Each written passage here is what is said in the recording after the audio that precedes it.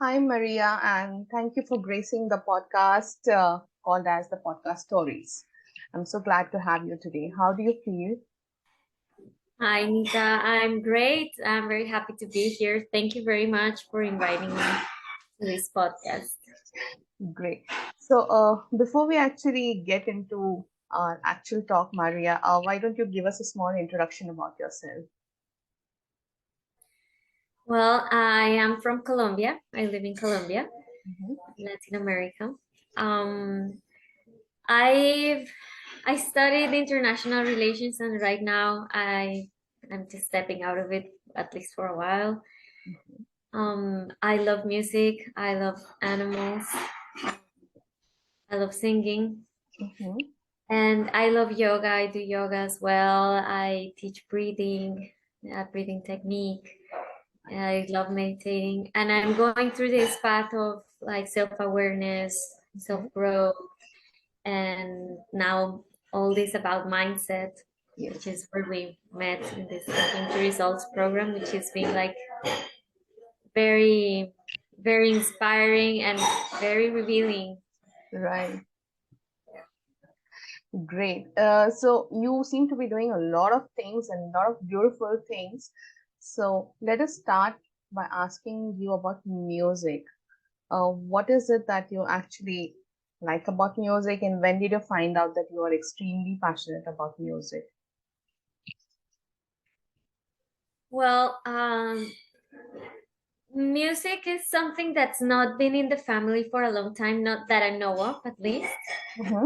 I really don't know where it came from, but uh, my brother's a musician, and he started a little late too, and I didn't think I could pursue it, but I think I've loved music since I was a girl. Right. Um, in my school, it was not something that they supported a lot, but there was a choir. And Mm-hmm. I was never picked for the choir. They picked randomly at first, I guess, or I don't know what the criteria was. But then I Mm-hmm. started to come to the teacher saying, I want to be part of this choir. So I started singing there. Mm-hmm. And then when I was a little older, what would that be? Maybe middle school or high school. I Mm-hmm. went to perform and do, well, little things. And I did as much as I could, but I didn't have like this voice, like wow, the voice of this girl. No, it was just I just liked singing, and I learned the songs by heart, and I developed like this yeah, this sense for music, and so I think I have a good ear for it. But I was always feeling like my voice is not good enough, because I don't have the technique. I never had a teacher. Um, I could pick music as a subject in school, eighth and ninth grade, and I had to make some songs which I didn't know how to do. I had to ask help from my brother. Mm-hmm. Um, and then I said, "This is too hard. I can't pursue this." I guess I didn't have um, the the training, and I just sort of gave up on it. But I still would sing in the choir as Mm-hmm. much as I could. Yes. Also, then when I was in the university, well, I didn't study music as a major, Mm-hmm. even though it was one of my options, but it was not like something your family will support right ahead, right? And it's like, Right. what have you done with that? What are you talking about? No, no. So I didn't do it, but I was always getting into choirs. My brother, as a musician, he would recommend me, oh, this choir is looking for somebody. And even Mm-hmm. though I can't, like, I can read music, but not like I just get the parts and I just read it. Right. No, so I will learn things by heart, Mm-hmm. and so that's why some choirs would take me, even though I was the only non-musician there. I would still get the chance to sing and learn things. I would record all the rehearsals and then learn the songs. Mm-hmm. Uh, but I didn't fully dedicate my life to that because I was studying and working at the same time when I was in the university. And then when I thought I don't have the time for this or I'm not good enough, I would just give up. And that's been music for me, like on and off, over and over again. And then when I finished the university, I graduated, I got my first job. Mm-hmm. I started to pay all these lessons, so my friends that are music teachers, or Mm-hmm. well, my musician friends, they would say, okay, I can teach you singing or guitar lessons, piano lessons, or anything regarding music. So I would take all these classes after work. Right. And then I realized, no, I need more time to practice what I learned in the classes. Otherwise, what am I doing? And I was a little frustrated since even before graduating, when I was like writing my thesis, I just wanted to give Mm. that up and just started doing music. And I wanted to study maybe music theater. And then Right. the only school that teaches that in Colombia was like, you're too old. Like, what are you doing? Why are you contacting us? Mm-hmm. So I gave up. I was actually very depressed at the time. So I didn't have like the strength to go to pursue that. Right. And I shut down to music completely. So then it was a few years that I shut down music. I thought for good.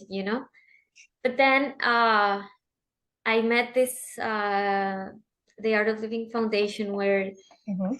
I am now a happiness program teacher there for That's the nice. the breathing technique. And then when I got there for the first time, just by chance, for some reason, I ended up there.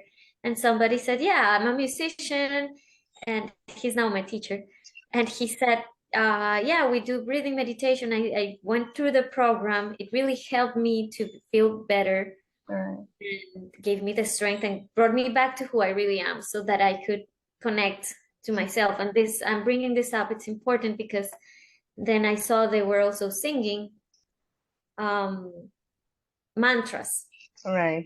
like this thing, like meditating with sound. So I started being part of this, Mm-hmm. and that's how I came back to singing. So that's why Right. this is so important, because I had no pressure. I'm not good enough, or you have to sing like this or like that. You just sing, and it Right. makes you, like, it lets you connect with Right. yourself. So it's the two things, like go back to yourself and also sing. And anybody can join these mantras, and we would Right. do mantra concerts. And so that's how I came back to music, Mm-hmm. and I didn't feel any pressure. Mm-hmm. So for a few years, I just did that. And then he started teaching me some guitar, and then he did this songwriting course, which I took last year. Okay. And I started writing my first song, Mm. and I I thought it was not good, like I kept struggling with everything, the melody. How do I come up with a melody that sounds like a Disney movie? I don't want this. I kept struggling in my mind with that. Right. Right. And then I left it and I didn't finish it. And this year he said, there's going, I'm shortening the story. There's much more Yeah. detail to it. But long story short, he said, in 3 weeks, we will have like the songwriters round where all of us are going to share one of our songs. So Mm. you're invited if you want to join with your song. And I was like, but my song is not finished yet. He said, Right. okay, let's finish it. Mm. There were some details that I had to work on. I mean, the basics were already there. Mm. So I finished it. I mean, we finished it. He helped me a lot. And I had no idea what I was doing, but I went there because he said there's no pressure. It's not like a concert. Anybody's expecting anything. Right. People are just sharing their songs. Mm. And there's people that have a lot of songs, or there's people that have only the one song. It's nothing is expected. Right. So that's how I did it. And it was great because I said, okay, I could put myself out. And this song is about, I started writing just a text, and I got the lyrics for Mm. the song out of that text Okay. while going through a process. Like, I've been working on myself a lot for quite a long time. And what it's written there, it talks about that, how you are changing and transforming yourself and becoming something better. The name of the song is Alchemy in English, Alquimia in Spanish. Right. and he talks about that. But this is just one part of it. Like this year, many things have happened. This year, I got the invitation to sing in two rock bands, which I never Wow. expected. I grew up It's beautiful. listening to rock music, and I love rock music, but I've never sung rock music because I don't know how to sing that. In these choirs that I was Mm-hmm. years ago, it was like classical music or this kind of music, like other kind of music, not popular music, not rock music. Okay. So like a friend of mine gave another guy my number, and because he was looking for a singer, and it's a friend of mine, a musician, she's Luz, and she gave him my number. She has this faith in me, and I thank Luz for that. Nice. So the guy called me and he said, we have a concert very soon, can you do it? You have to learn like 7 songs. And I was like, what? How? I don't know. And he didn't say anything about an audition. He just said like, can you do it? We need your commitment. And I was like, okay. And I was scared. I didn't know how to even learn all these songs so fast. I didn't have the technique to sing like these songs, the original songs sound like. It was like disco and rock music. And one part of me was saying, okay, the everyday Maria would just run away from it. Like, I can't do it. Yeah. The bird is really excited about this story. If you can hear Absolutely. the bird, I'm in my relative's house, and they have a lot of animals. One of them is a bird. So it's excited about music. Absolutely. Can hear Yeah, I was singing like that it. in the concert. So I did the concert. Why I did it? Because I said, like, if it was a few years back, I would just have said, I can't do this. Don't call me anymore. Mm-hmm. This time I said, okay, this is a chance to do it. If it goes very wrong, I'll just won't do it again. Right. And I was so stressed by it that I won't be able to deliver what is expected. Mm-hmm.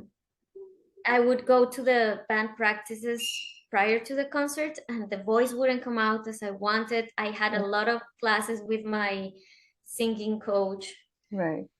uh, so spent a lot of money. I had to buy the clothes. I had like everything, and I said, this is too much. This is the only time I'm doing it. So check, Mm-hmm. bucket list check, and that's it for me. And then during the concert, and I invited a lot of people, Mm-hmm. and very few showed up. But I stood there Mm-hmm. and I just did it. I was trembling so much. Absolutely. And I just sang, and my hands were trembling so much when I had the lyrics in my phone, Mm-hmm. because I didn't want to forget anything. And then I would just switch the song because of my hands were trembling so much. It was such an experience. But once I got off the stage, I said, now I get why people do this. Right. I felt alive.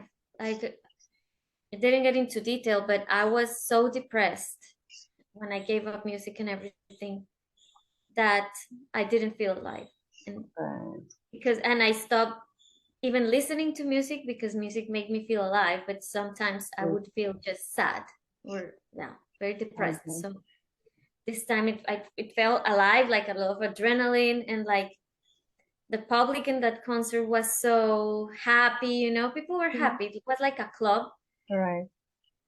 So I just like felt so happy about it, even though there were mistakes. It wasn't perfect. It was a learning process, but but I did it. Like, I was able to go from the beginning till the end. That was like huge for me, because I thought I couldn't be able before, Yes. So I was very, very happy about it. And that 1 week after that, I had my friend's wedding. She was getting married, and I said, I would love to sing at your wedding. And her wedding planner called me, and I planned the whole thing, but I couldn't even rehearse with the musicians. Just 1 hour before the wedding. Yes. And I thought, like, if I could sing at that concert, I can sing at this wedding, because it's only 2 songs. Right. And it was only 2 songs. The rest, the musicians would take care of it. and also it's like few people and the attention won't be on me, but on the bride. So, but I was even more nervous because it meant a lot to me, because she means a lot to me, because I really want this to be perfect for her. Right. And I even got more stage fright. I used to have stage fright before, like years before, but this one was like, I think it was even worse. But I sang, like the voice came out low, but I had a microphone, so it worked out. Nobody noticed. Okay. And I said, I should keep doing this, otherwise I won't beat this stage fright. Absolutely right. And this is where I'm at right now. Great. So you've shared such a beautiful journey right from your school phase to where you are right now. And I saw that you went through multitude of emotions and ups and downs while you were sharing this story. What I could feel, Maria, and I could actually resonate with it is not being very popular in the school can sometimes be very, can hold you back, as you grow later in your life, in the sense you have this thing that you have to prove yourself, you have to show up for yourself all the time just because you're not that popular. So while you were in that phase in the school, and when you went through that journey of shutting yourself out because you felt that you were not good enough, what was this emotional conflict and how did you deal with this? Like, I'm sure there will be a lot of people out there who are currently dealing with this kind of emotional conflict. So how did you figure this out for yourself? Well, so at that time, I just uh, gave up. I just didn't pursue music anymore. I just gave up on myself. How did Um, that make you feel then? it was very sad. I mean, anyways, music had never been something that people in my family would do. Right. Nobody in my family that I know of, like they play an instrument, or no, nobody does that. And then I heard like maybe my great uh Ancestors, yes. yeah, so yeah, one of them sang or played the guitar, but I haven't even met them. Right. So for me, I could never take seriously the idea of becoming a musician until my brother did. He started another major and he left and he said, no, what I really want is music and I will pursue it. And he was supported then. Sweet. Um, but me, I wasn't strong enough. So for me, it's like, okay, this is my hobby, which I'm not good at, and that's it. Okay. That's how I felt. And but I would always get very emotional when I saw somebody else doing it that they could, and I always think my voice is not good. So oh, they have a great voice, and I would beat myself up, like feel sorry for myself, like Mhm. why I was born with the love for it and not the talent. That's how I thought about myself. I would watch this uh Glee project or all these shows, singing shows or Yes. contests, and I'm like, there's no even a chance that I would get into the contest in the first place. So you were And constantly questioning yourself and doubting yourself, all isn't the it? time since I was young, yes. Mm-hmm. And then that's how meditation and singing, or meditating with sound, with singing, it's Mm-hmm. meant a lot for me, Right. because it's the point where I get to connect with myself and Mm-hmm. sing Mm. with no expectation, with nobody judging. Absolutely. Because among musicians, I feel like they judge each other a lot. Okay. Um, but my teacher, my songwriting teacher, and well, he's like a very close friend, and he's a very good musician. He Yes. always says, you shouldn't do this to get approved or to be the best. You just do it because you want to share something worth sharing. Absolutely. And this has made a huge difference. Like, I will share this just because. Why did I write my song? For me? Why am I sharing it? Because it's helped me Right. grow. So I will share this if it might be or of some help to somebody else, somebody going through the same thing. Absolutely, because That's it. there are a lot of people who are constantly, they are extremely talented, but because of these inner voices and constantly beating yourself up, questioning yourself and not acknowledging your talents is kind of, I think, is a major letdown to your own self. So it's always good to let out these emotions and start at least trying the things that you're extremely passionate about. So music, it seems, is extremely, extremely close to your heart. And um, the way the opportunities came to you, like the singer, the story that you shared, this friend who invited you to the rock band, and still you had this stage fright, but you never gave up. That's the best part about it. So I want you to share with us, like, how did you feel? How did you handle the fear and the stage fright, and not living with the regret that you didn't try, you actually just went ahead with it. So share a little bit about that. Well, since I had given up so many times, Mm-hmm. over and over again, continuously, I said the only thing I can do different is not giving up.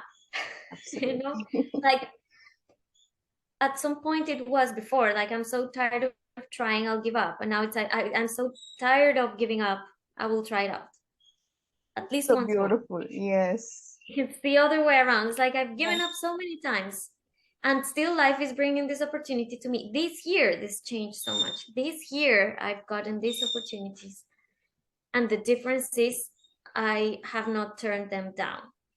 How So I've beautiful said, is for that? instance, with the band, I said, I know I'm not the best Right. singer for this kind of music. I know it. Hmm. I'm honest with myself. Yes. And still they want to sing, they want to do it with me. They appreciate me.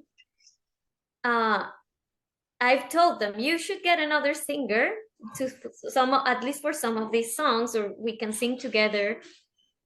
But I said, okay, if that's the way it's supposed to go, Mm-hmm. that's the way it will go. But now I want to get better at this for me because I owe it to me. I'm doing it for me. Yes. I've always loved this music, but I never learned how to sing it. I Mm-hmm. never really tried. Mm-hmm. So now I will do it for me and, of course, for the band, but Right. first for me. The song, I thought songwriting was the most difficult thing ever. Mm-hmm.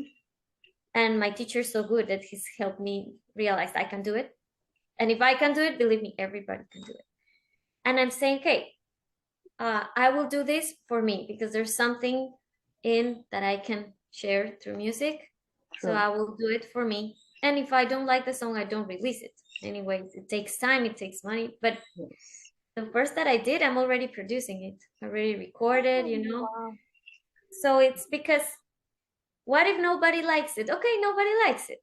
Am I doing it for people to like it? No, I'm doing it for me Absolutely. Right. because I'm 35 years old and I've loved music since I was a girl. Mm-hmm. And I've given up. And I remember 10 years ago, I was 25. People said, you should start now. Mm-hmm. Then what if you wait until you're like 50 and say, oh, I never did it? Absolutely. And then I tried and then I stopped. I gave up because they said, you're too old. Mm. Now it's 10 years later. They And I'm need a like, mirror. maybe They I'm need a too mirror old. to look. You look young and pretty and gorgeous and stunning. They need to change their glasses. Thanks, Nita. I think that even if I'm too old, I will do it for me. Absolutely. And it's like the fact that I'm doing it, it's because I I don't want to give up because I owe it to me and because Mhm. I know that there's many things that I want to do that have been clarifying throughout my life. Right. Music is one of them, and it's a very important one. Absolutely. But it's not only the only one. Mm-hmm. So I realized recently, actually, very recently in this program, Thinking to Results, Mm-hmm. like, what if my professional goal had to do with music? And I felt so much pressure again Right. that I said, I don't know if it will ever be a professional goal. At this time, I Right. want it to be something just personal because I don't Right. want to add this pressure because I know when I feel this pressure, I run away Yes. and I give up. I don't want to give up again Right. because I want to do it for me. And I realized that working on it to become better, it's been like a therapy for me as well. Absolutely. Like, okay, you can do this, you can do this. So I want to do it really for my own personal healing, which Yes. is a very, like, it sounds like a selfish thing, Mm-hmm. but also when I share my song, especially my song, the other things not so much, but my song, it's like, okay, this has helped me through something, I would like to share it, and if it helps one person feel better, or if somebody likes it and connects to it, that's Absolutely. enough for me. So I've even felt like, how can um I've asked myself, how can I use music to help other people? Like, there are some stories about women that have touched my heart so deeply, that I feel like I should work for women especially. And I'm I'm not there yet, Mm-hmm. but maybe I could involve music with that, my own songs in Right. that, in some way. I'm still Mm-hmm. figuring it out. Mm-hmm. But for me, music right now, it's like a therapy for me. And if I can put it out there to help somebody else, that would be great. But I don't want to add any pressure to it, because I know my process is like, if I do it because I feel it comes from the heart, I will do it. If I feel some pressure from outside, Mm-hmm. um, probably I will have second thoughts. Well, Maria, this entire podcast we have been speaking so much about music and songwriting. So just before we end the podcast, I would actually want you to sing something that is extremely close to your heart and that you can share it with all of us. Okay. It would be the maybe a bit of Alquimia, the song I told you Sure. about, Alchemy. Yes. It's in Spanish. I No hope it's not a worries. problem. I love Espanol. I'm planning to learn that. So Oh, and I can help you with that. you can be my teacher. Well, let's see. I don't know how to teach, but we can definitely practice. Sure. And well, okay. So it's a bit of the song. It Mhm. goes like, y camino hacia la alquimia, mientras el dolor se alivia y se torna en dicha eterna y la vida toma fuerza. Y camino hacia la alquimia, mientras el dolor se alivia y se torna en dicha eterna y la vida toma fuerza. Hilando hermosa justicia. Beautiful. You have extremely beautiful voice, Maria. And uh, as we just end this podcast, I would just like to say I think it all starts by acknowledging and respecting your own self and doing things out of passion that you want to do for others, and then it starts resonating and touching people's life. So, any last parting words or inspiring words that you want to leave our audience with? Um, well, yeah, now that you mentioned that Mm-hmm. passion, and I felt of, it came to me the word compassion, because I think I had until now lacked a lot of compassion for myself. Mm-hmm. I realized that's what I needed, to start Right, being more compassionate towards myself. If I make any mistake, if it's not perfect, why does it have to be, right, Just keep on moving. right. Uh, and then if you do something for yourself first, then you can share. But you have to be compassionate towards yourself, work for yourself, fill up yourself, and then you can give. True. And making mistakes only makes us humans. Otherwise, we would all be these divine souls on the earth, isn't it? Like God. Exactly. And my musician friends have told me, yeah, well, maybe in the recording it sounds like that, but that's like 10,000 hours of practice before, with a lot of mistakes. So that's Right. just the process. Great. So, Maria, thank you so much for sharing your journey about overcoming your fears and being more compassionate towards our own self. I hope this podcast actually inspires our listeners. Thank you so much for sharing and giving your time to us. Thank you so much for inviting me. It's been great to share. Thanks a lot. Thanks. Have a great Bye, day. everyone. You too.